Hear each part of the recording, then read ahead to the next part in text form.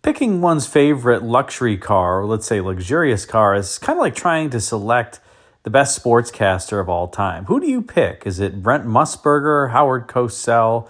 Is it Frank Gifford, Al Michaels? Well, I won't say Boomer Esiason or Dennis Miller. John Madden, Dick Enberg, Vern Lundquist, Jim Nantz, Bob Costas, Keith Jackson, or Marv Albert. Yes! That's my best Marv Albert impression, by the way. In any case, it's tough to pick, but the Caprice is one that I think oftentimes is at the top of the list, or should be at the top of the list, because it offered so much luxury for so much value to so many different buyers. And it all began in 1965, partway through the model year, and only on four-door models.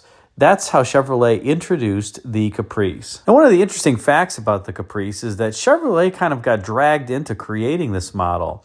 And it really got started because Chevrolet wanted to have something that competed with the new Ford LTD, which was an up-level version of the Galaxy 500. And it proved so successful and had such a luxurious interior that Chevrolet just thought that it needed something to compete in this space, and it didn't have anything, even though the Impala had long been the range topper for Chevrolet.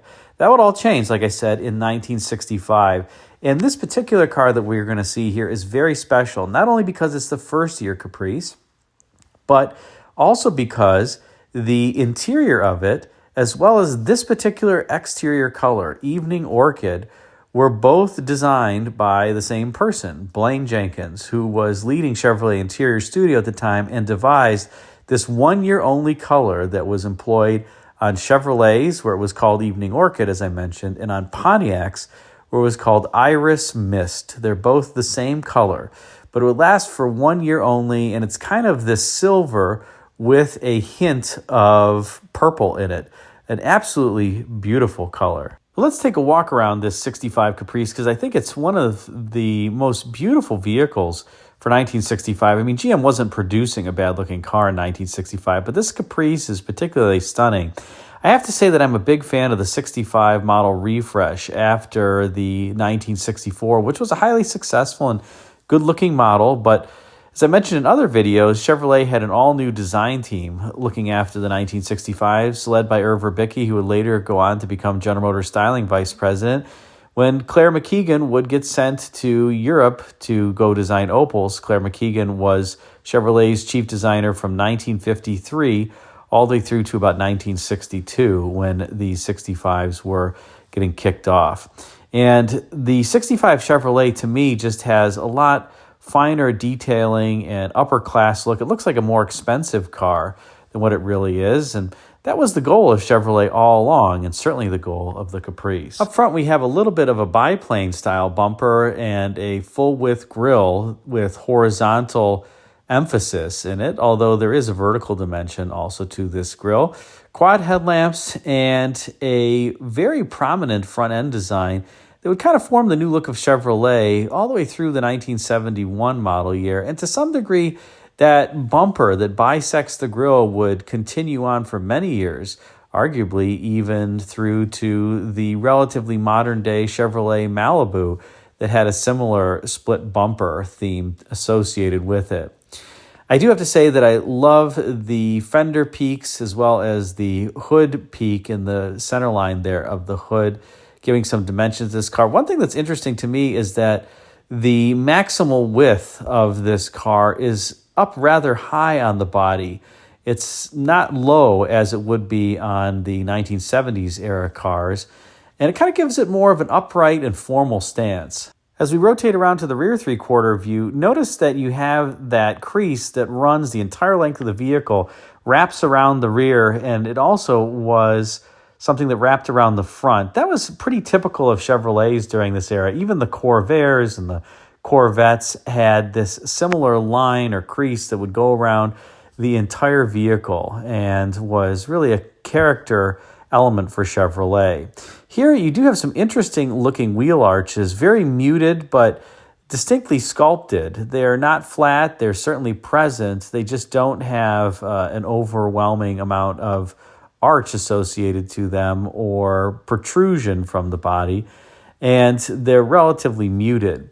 But what isn't muted is that form that starts at, let's say, partway through the rear door and starts to form the top of the quarter panel that bulges the side out. It's almost like this entirely different form that's coming off the surface where the top of the door, the top of that rear door is curving inward toward the interior of the vehicle. And then all of a sudden you have this surface that just kind of breaks from it and creates the rear quarter panel. Gives it kind of a muscular look and then forms this area like a shoulder between that top of the quarter panel and the C-pillar. Again, lending an air of muscularity to this car. Now, out back, you have, of course, the 3 taillight theme that was started with Chevrolet on the 1958 Impala and employed on the upper-end Chevrolets. This, of course, was the most expensive Chevrolet for this particular model year. Also notice that the bumper here is a 3-piece bumper. That's not a single-piece bumper, and you can see the cut lines that mirror up with the deck lid cuts. And that was something that Chevrolet had done on select models all the way back into the 1950s. You'll find some 1950s era Chevrolets with 3-piece bumpers like the 59 Chevy, some with single-piece bumpers depended on what state the cars were manufactured or sold in for insurance reasons. But here you have the 3-piece bumper out back like I was mentioning. And as we rotate to the side profile, this reveals a similarly handsome car. Now, notice what I said about how the widest section of this car is set up relatively high by that first crease that you can see. And the car really doesn't have all that much glass area. It's a pretty squinty greenhouse, particularly for a 4-door hardtop. Now, Chevrolet would tout when they went to the 1971 cars that they would have significantly more glass area. But here, the car has kind of got this muscular shape and a overall look that it's protecting its occupants by having the beltline be so high relative to some other cars of the era, and certainly with respect to the 80s era cars that had a very low beltline, especially from General Motors. You can also see those wheel arches here, which I think are beautifully sculpted, though not overly prominent. They're kind of the right balance, an interesting squircle kind of shape, similar to what Cadillac would employ. And Chevrolet was always trying to be kind of this baby luxury car on the upper end vehicles. So having some cues from the upper end cars, although these are slightly different. Notice that the back part of the wheel arch has a different angle associated with it than the front part of the arch. Cadillac was often symmetrical squircle style wheel openings. The other design elements I'll make note of here are, notice the relatively small amount of chrome that's on the body side of this car. There's not some wide rocker molding that's kind of draped across the bottom, and it's an overall muted amount of chrome. Certainly you have the bumpers on the front and rear, but aside from that, and the door handles and door locks, really not too much in the chrome department. I suppose the passenger side outside rear view mirror, which must have been an option at this point. It's very, very rare to have a passenger outside rear view mirror. Notice also the wheel covers have the spinners on them. This was something that would be illegal beginning with the 1968 model year in the United States. So this really was the waning years of the spinner wheel covers that had been popular during this time frame. Now, as we rotate to the inside, this is, of course, where the Caprice shines, and that's because, after all, this is why the Caprice was introduced, to put this more expensive interior in Chevrolet to give it something to compete with the LTD. Now, all the wood grain in here is fake, but it is tasteful, and it looks rather convincing. This isn't the cheap style wood grain that isn't convincing. It in fact, looks quite tasteful. And it's on everything from the 2-spoke steering wheel to the instrument panel to the door panels. But look at that fine jewelry-like appearance of the instrument cluster, in particular the fuel gauge there at the left that also has some idiot lights for hot and cold temperatures, the generator, which by this point was an alternator really, but it still said generator on the light, as well as oil pressure. And on the right, you have the clock. The speedometer, of course, is in the middle of those, as well as the radio. And it's a relatively simple horizontal speedometer, but those gauges, the fuel gauge and the clock, I think, are just beautiful pieces of jewelry. And the overall look here is certainly beautiful. Also notice this is a very special car because it has 3 pedals, not just 2 pedals. And one thing that was always interesting to me about Chevrolet is even if you got a car with the automatic transmission, you got a relatively stubby brake pedal compared to the Buick, Pontiac, Cadillac cars. And I suspect that was because in Chevrolet, the proliferation of the manual transmission option was higher than on the sister divisions. And so Chevrolet saved some money by only having one brake pedal that was relatively small compared to the other divisions' brake pedals. So you really were always using your right foot on this brake pedal. You weren't using your left foot, which sometimes you would do on the other divisions' cars, particularly if your car wasn't in that good of tune. Notice also how jewel-like the seatbelt buckles are on this car. This was back during a time frame when everything was really designed, and I think those are particularly beautiful. Now, as we look at the seats themselves, they have this rich look to them with all these buttons and the appropriate stitch pattern, something that was unlike Chevrolets to that point. And again, luxurious, sumptuous. You just open the door and it's very inviting, and looks like this interior belongs in a car that is much more expensive than a Chevrolet. Again, the designers did a fantastic job. They did still have the standard Chevrolet kind of half-length armrest, as you note, with the door handle, the standard door handle that was used on many GM vehicles. But you know what? That armrest and the door handle were so beautifully designed, it looks at home even in this upscale car. If there was one place where the Chevrolet beginnings of this vehicle really showed through, it was in the HVAC setup on these non-air-conditioned cars. You can see here you have the three levers, and this is really a Bowden cable setup.